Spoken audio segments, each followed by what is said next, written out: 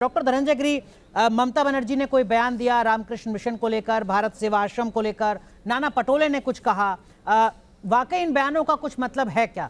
क्या भारतीय जनता पार्टी गैर जरूरी मुद्दों को मुद्दा बना रही है?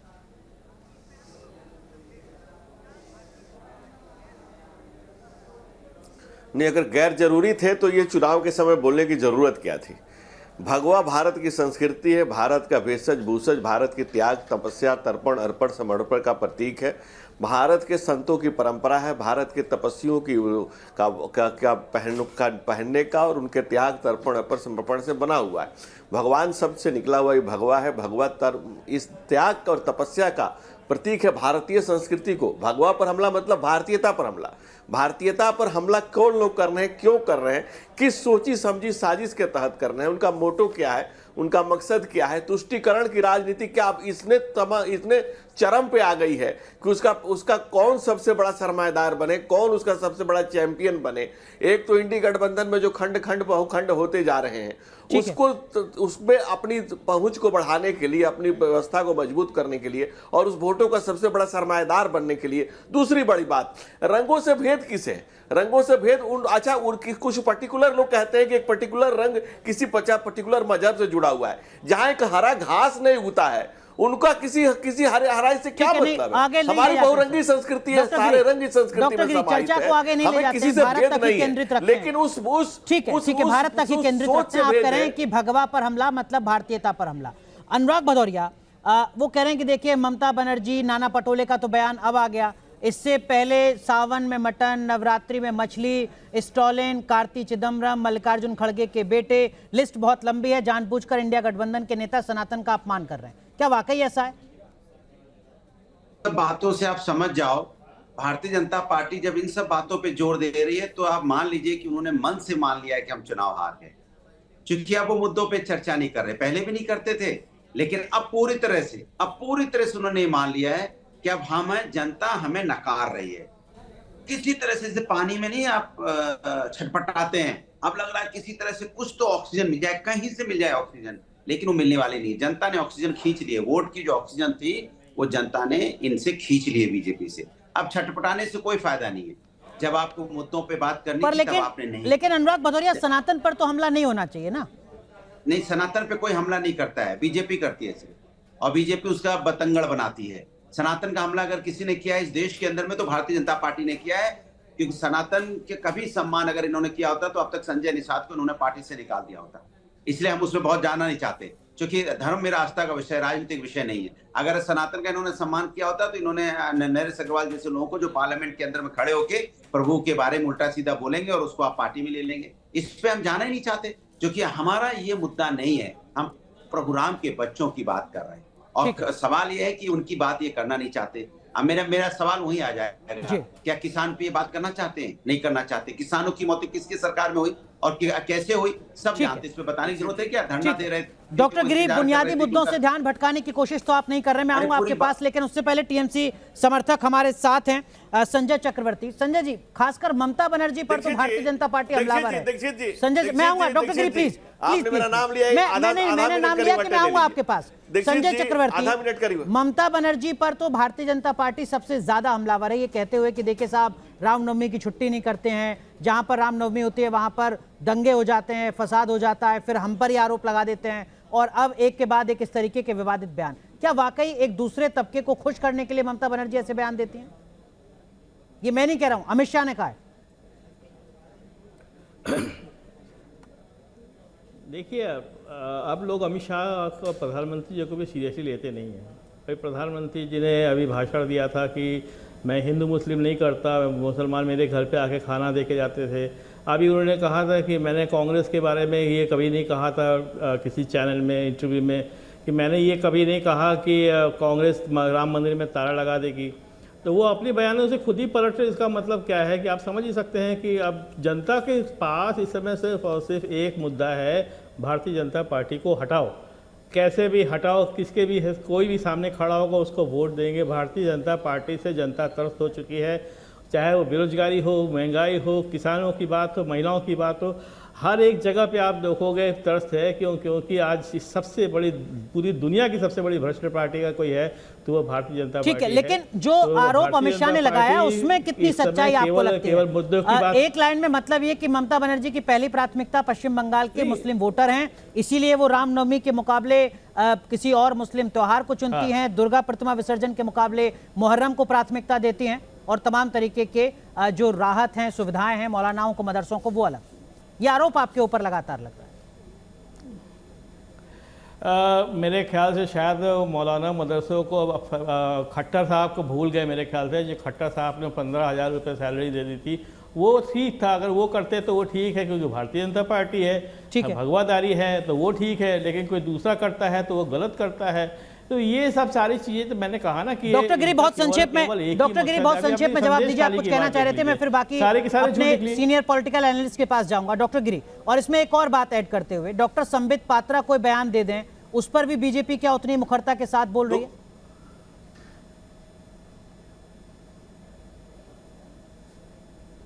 दीक्षित जी, देखिए हमारे लिए राजनीति बहुत बाद में है। धर्म सबसे पहले ऊपर है, संस्कृति सबसे पहले, राष्ट्र सबसे ऊपर है।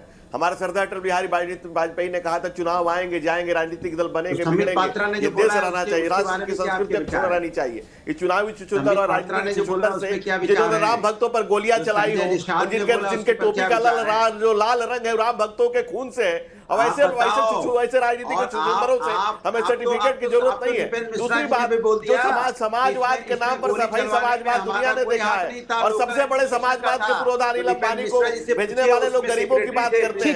अरे पक्के समाजवादी हो, तस्कर हो या डकैत, कितना असर है खादी ठीक है, कोई बात नहीं।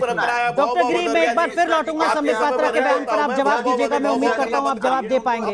एनके सर, ये जो पूरा पॉलिटिकल डिस्कोर्स लगातार चल रहा है पश्चिम बंगाल से लेकर महाराष्ट्र तक, और उससे पहले भी सनातन को लेकर सियासत होती रही है, क्या वाकई इन मुद्दों का 2024 के लोकसभा चुनाव में कोई असर दिखता है आपको?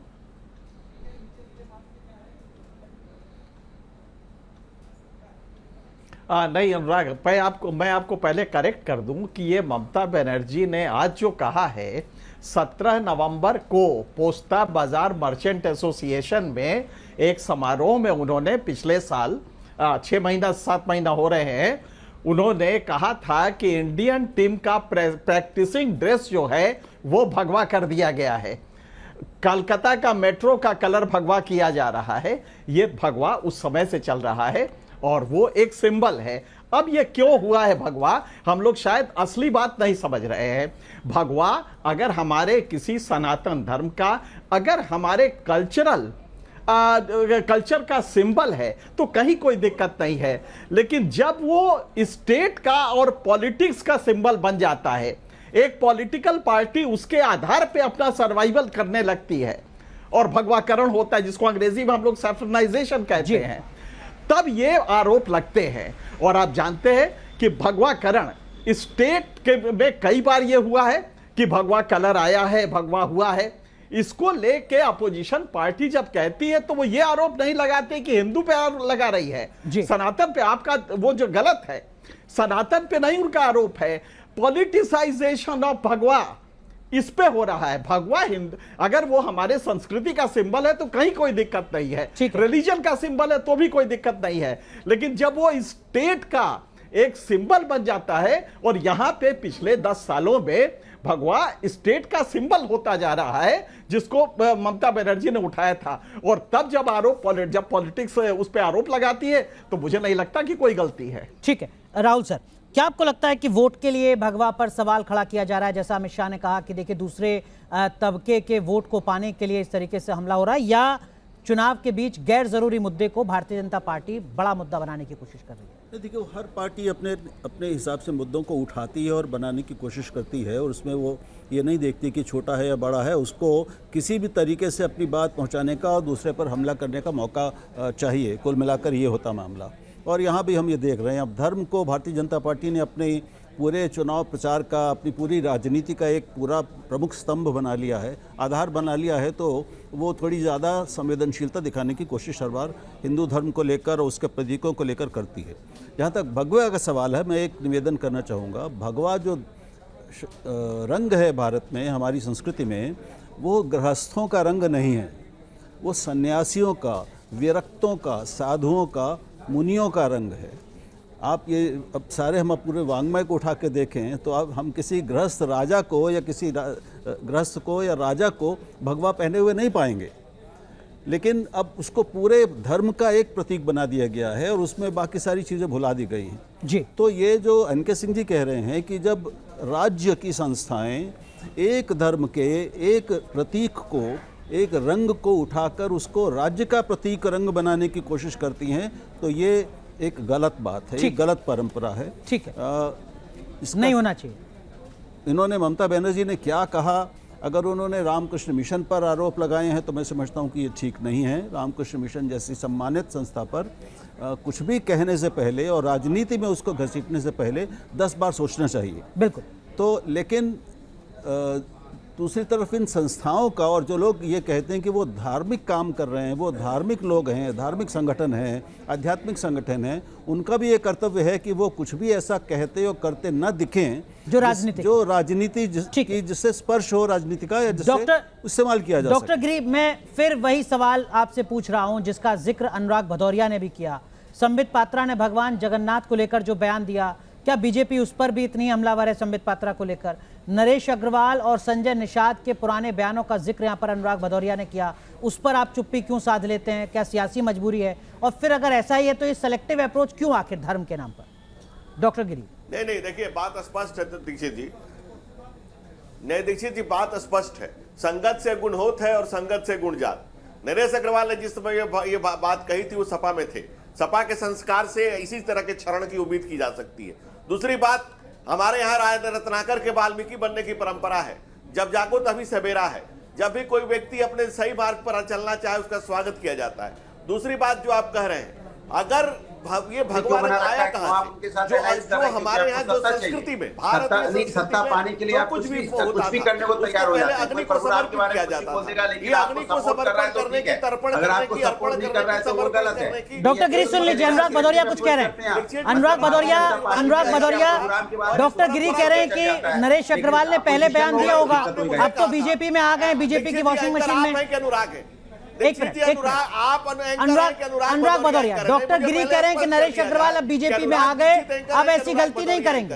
अनुराग भदौरिया, तो इसके मुझे बोलने के लिए कहा, ठीक है डॉक्टर गिरी, आपने अपनी बात, अनुराग भदौरिया अपनी बात पूछे, वो केवल अनुराग भदौरिया, और आप पार्टी में ले लेंगे। कमाल की बात कर रहे हैं। संबित पात्रा को तो पार्टी से निकालिए ना, हिम्मत है तो निकालिए। आप निकालिए, बात फेंकिए। जब आप सवाल फेंकिए, आप नहीं लेंगे आप। ठीक है डॉक्टर गिरी, जवाब दीजिए बहुत संक्षेप में। अनुराग भदौरिया कह रहे हैं कि अगर ममता बनर्जी पर एक्शन होना चाहिए, अगर तेजस्वी यादव पर एक्शन होना चाहिए, स्टालिन पर एक्शन होना चाहिए, तो संबित पात्रा पर चुप्पी क्यों? नरेश अग्रवाल की पार्टी में एंट्री क्यों? संजय निषाद पर खामोशी क्यों? डॉक्टर गिरी, आपसे वो सब पे खामोश हो जाएंगे। मैं इसमें कुछ बोलना चाहता हूं इसमें। जी आऊंगा संजय, मैं आपसे एक बात कर रहा हूं। केवल डॉक्टर गिरी, केवल डॉक्टर गिरी निकाल रहे हैं आप। नहीं, एक बात नहीं, आप सिर्फ एक बात बताइए, संबित पात्रा को आप अपनी पार्टी से कब निकालेंगे? सुन लीजिए डॉक्टर गिरी, जवाब दीजिए। कब निकालेंगे बताइए। केवल डॉक्टर धनंजय गिरी की आवाज। सिलसिलेवार बताता, आपने स्टालिन पे कभी कुछ कहा? राम जी बोलिए। दीक्षित जी, देखिए जब स्टालिन ने हमला किया, जब राजा ने कहा, जब तमाम लोगों ने कहा, जब मल्लिकार्जुन खड़गे के बेटे ने कहा, जब यहाँ पर बिहार में कहा गया, जब डेंगू मलेरिया बताया गया, जब डी राजा ने कहा, जब इन तमाम लोगों ने हमला किया सनातन संस्कृति पे, किसी का मुंह से आवाज नहीं निकली। इस देश में तुष्टिकरण को पुष्टिकरण करने के और हम संतुष्टिकरण की राजनीति करने के लिए आए हैं। हम सबका साथ, सबका विकास, सबका विश्वास। सर अनुराग भदौरिया कह रहे हैं संजय निषाद, नरेश अग्रवाल, संबित पात्रा पर कुछ बोलेंगे? हम सबका साथ बात कर रहे हैं, लेकिन इस देश में और कुछ राजनीतिक दल है जो सिर्फ मुसलमान की बात कर रहे हैं। कर लीजिए, बेरोजगारी के मुद्दों पे चर्चा कर लीजिए, चर्चा करना नहीं चाहते हैं। ठीक है संजय चक्रवर्ती, ठीक है प्लीज आप दोनों को मैं चुप कर रहा हूँ। संजय चक्रवर्ती कुछ कहना चाह रहे हैं, उसके बाद मैं अपने पैनलिस्ट के पास जाऊंगा। संजय चक्रवर्ती, समस्या पे बात करना चाहते हैं। केवल संजय चक्रवर्ती। अभी इन्होंने नरेश अग्रवाल के बारे में इन्होंने बात किया कि वो पहले सपा में थे तो उन्होंने बात की, अब ये गंगा जल से धुल करके आ गए तो वो सही हो गए। संबित पात्रा कब समाजवादी पार्टी में थे? संबित पात्रा समाजवादी पार्टी पे कब थे? वो तो भारतीय जनता पार्टी में, वो तो बता रहे हैं मोदी जी के भक्त हैं, जब भगवान जगन्नाथ। कल जो है शिवराज सिंह चौहान जी बता रहे मोदी जी जो है वो भगवान के दूत हैं। मतलब आप लोग क्या चाहते हैं, आप क्या बताना चाहते हैं, क्या साबित करना चाहते हैं कि आप लोग भगवान हैं, बाकी हम लोग सब शैतान हैं? डॉक्टर गिरी बहुत संक्षेप में 20 सेकंड। शैतान है और बाकी से डॉक्टर गिरी 20 सेकंड। सीधा सवाल संजय चक्रवर्ती का, आप सीधा जवाब दीजिए।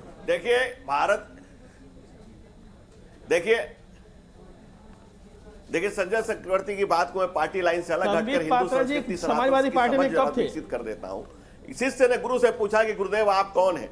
गुरु ने कहा कि भाई पहले आप सुनिएगा तो थोड़ा नॉलेज हो जाएगा। मैं पार्टी लाइन से अलग हट के सनातन संस्कृति और जीवन मूल्य समझा रहा हूं आपको।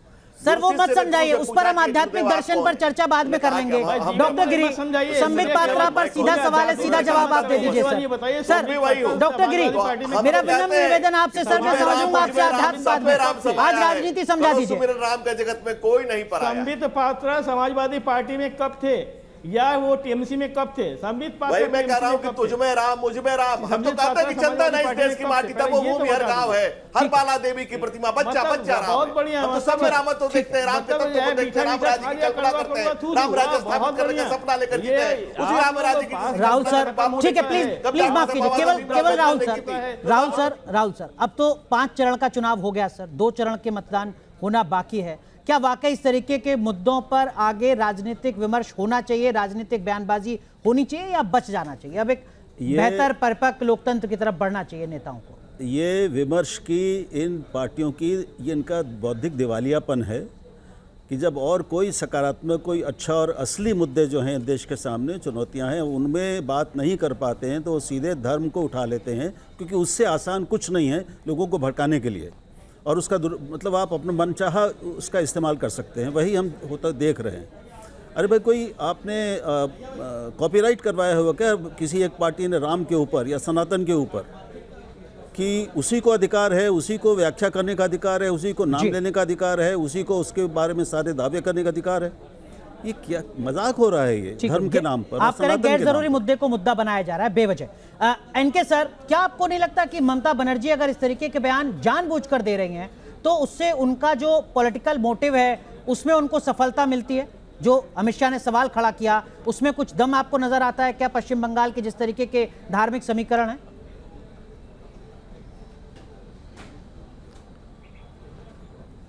हाँ, ये कुछ उसी तरह कि जिस तरह देश के प्रधानमंत्री ने मछली मीट को मुसलमानों का प्रतीक मान लिया और वो अपने भाषणों में कहा, मंगल सूत्र लाए वो हिंदुओं का प्रतीक था, हिंदू सुहागिनों का प्रतीक था। तो ये पॉलिटिक्स ऑफ सिंबोलिज्म और उसको रिलीजन से और रिलीजियस जो लोग हैं जो एक पर्टिकुलर रिलीजन के, उनसे जोड़ के हम ये कर रहे हैं और ये बहुत ही घटिया है। दरअसल इसका बिल्कुल भारतीय समाज पे तो असर पड़ रहा है, लेकिन उसको आप कूप मंडूक बना दे रहे हैं, उसकी तर्क शक्ति नहीं विकसित हो रही है।